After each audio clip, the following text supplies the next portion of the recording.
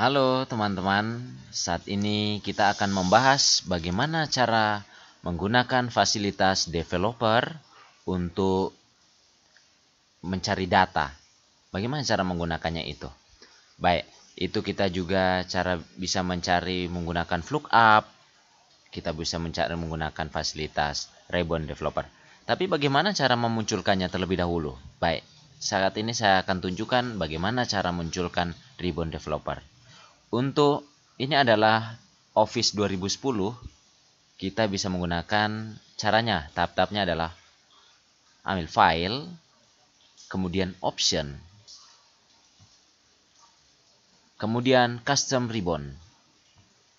Ya, teman-teman bisa lihat di sini ada developer. Ya, klik ini saja, kemudian OK. Ya, dia akan tertambah satu. Di sebelah view ada developer. Ya, ini dia. Bagaimana cara kita akan menggunakan ini untuk ke dalam lookup?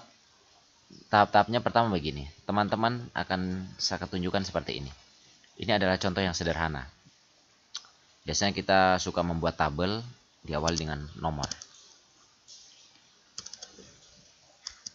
Nomor, kemudian nama. Kemudian contoh kelas. Kelas, contoh apa lagi ya? Nomor, nama, kelas, semester, atau nilai. Nah, ini ya. Kita buat misalnya ini ada beberapa data.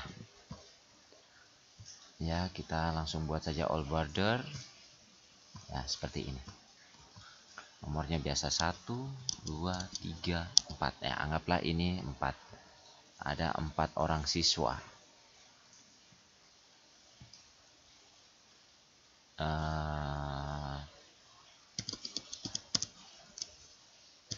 Mega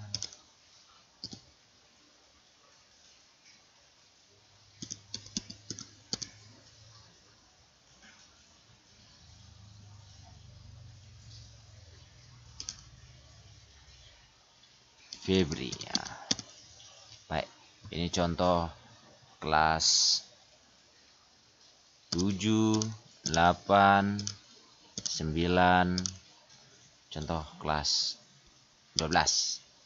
Nah, gitu ya. Kemudian nilainya 78, 88, 90. Anggaplah ini nilainya 80 juga. Baik.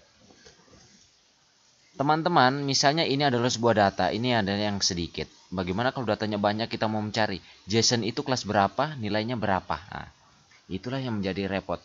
Kita biasanya mau cari. Kalau datanya banyak bagaimana ya? Tapi ini adalah bentuk miniaturnya. Contoh saya akan buat seperti ini. Nah, ini saya copy ya, teman-teman. Saya copy dan saya akan paste di sini. Ya. Baik. Saat ini jadi sebentar dia muncul datanya di sini, gitu ya. Saya akan cari, kemudian muncul namanya. Baik. Saya akan misalnya saya mencari nama Mega. Dia kelas berapa? Contoh ini kelas 8, nilainya berapa? Baik, tapi saya akan cari dulu. Caranya kita menggunakan developer. Nah, developer dan fungsinya yang pertama adalah VLOOKUP. Baik, caranya menggunakan VLOOKUP. Teman-teman pertama harus buat data dulu. Kemudian ini di blok. Nah, teman-teman bisa klik kanan atau define name, atau teman-teman bisa ganti di sudut sini nama selnya. Nah, terserah teman-teman, menurut teman-teman yang mana yang paling mudah itu saja dibuat. Define name atau langsung ganti di sini ya. Contoh saya gunakan define name. Contoh saya ganti di sini namanya adalah data. Langsung oke saja ya. Oke. Jadi kalau teman-teman blocking dari nomor 1 sampai di angka 80 ini namanya data. Ini teman-teman bisa lihat ini, data. Nah, oke baik. Kemudian saya akan tulis di sini lagi. Di sini saya kasih kode ya. Ini data, kemudian ini saya ganti namanya adalah contohnya adalah define name, ini saya buat nomor. Oke. Nomor. Baik. Baru oke. Nah, jadi ini nomor, ini tadi data. Ya, gitu. Baik. Teman-teman, saat ini saya akan membuat misalnya saya tulisin nomor 1 atau nomor 2, keluar data untuk nomor 2. Contoh nomor 2 adalah mega. Baik, caranya seperti ini. Teman-teman perhatikan ya. Nah, baik. Caranya adalah kita gunakan fungsi di awal dengan sama dengan lookup. Nah, lookup ini klik 2 kali. Ini ya. Di sini saya menggunakan koma ya, teman-teman bisa lihat ini koma. Jadi saya koma, kemudian nomor, kemudian data. Nah, baru koma lagi. Nah, itu nama ini ada di kolom keberapa dari data ini? Ini kolom 1, 2, 3, 4. Berarti ada di kolom 2. Jadi saya tulis 2. Kemudian false. Klik false. Nah, kemudian tutup kurung. Ya, seperti ini. Muncul mega. Nah, kemudian ini teman-teman tinggal tarik saja begini. Ya, mega semua. Yang diganti yang mana? Yang diganti adalah yang ini. Ganti kolomnya. Kalau kelas itu ada kolom keberapa?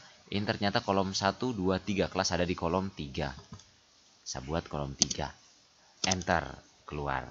Dan nilai ada di kolom 4. Berarti 4. Enter. Ya, seperti itu teman-teman. Jadi kalau saya ganti di sini, ganti nomor 4, keluar nama Febri. Seperti itu.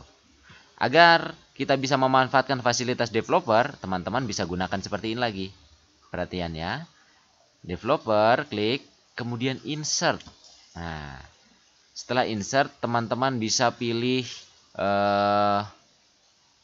combo box. Boleh, combo box seperti ini ya.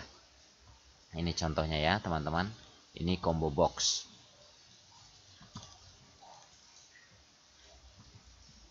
Nah, bisa seperti ini. Saya taruh di sini. Baik.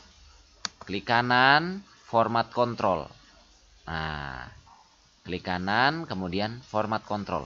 Teman-teman bisa input range. Input range ini adalah yang akan keluar nantinya. Jadi yang saya akan blok adalah nama. Ini. Nanti saya akan cari ini nama. Setelah itu input range, enter. Kemudian selling. Selling adalah yang akan mengontrol untuk datanya akan keluar. Berarti kita klik adalah yang angka yang ini, yang kuning ini, ya seperti ini. Yang itu akan kontrol. Jadi klik ini. Nah, enter lagi. Ini ada fasilitas 3G, boleh klik. Tergantung teman-teman keinginan bagaimana, itu adalah dasarnya. Kemudian ini 8 ini maksudnya jumlah yang akan muncul. Contoh ini ada 4.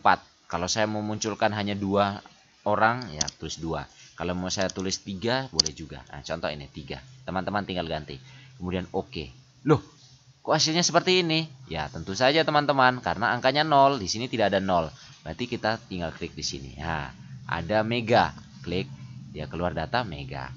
Kemudian ada Febri. Nah, klik keluar Febri.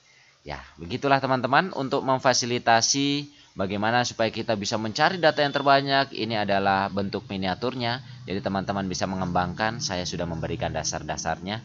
Saya pikir itu sangat jelas untuk modal Anda semua. Bisa digunakan dalam pembuatan di perkantoran, akuntansi, perekonomian, dan sebagainya.